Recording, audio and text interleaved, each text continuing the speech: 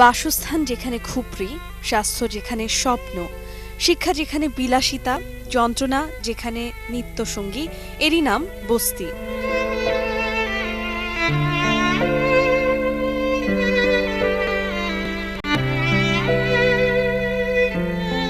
দেশের বস্তিগুলোর দুরবস্থা, জীবনযাপন, ধনী দরিদ্রের বৈষম্য ও দারিদ্রতা নিয়ে মানুষকে সচেতন করতেই এই আলোকচিত্র প্রদর্শনীর আয়োজন করেছে urban partnership for poverty reduction project.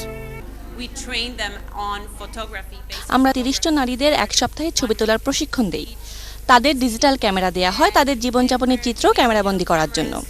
আমাদের উদ্দেশ্যই হচ্ছে বস্তির মানুষদের দুর্দশা মানুষের সামনে তুলে আনা।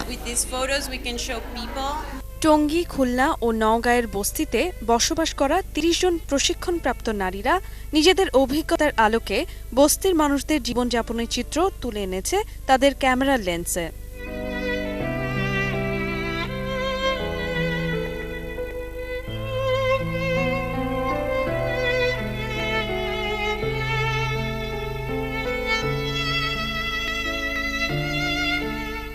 যে পরিবেশে বনের পশু বাঁচে না, সেখানে মানুষ বাঁচে।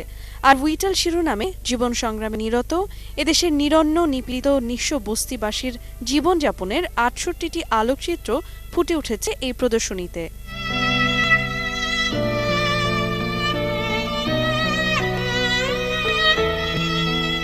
সুমায়া জামান, ইন্ডিপেন্ডেন্ট নিউজ। দর্শক, যাচ্ছে একটা বিরতিতে, পিছিয়ে আরো খবর নিয়ে সাথেই থাকুন।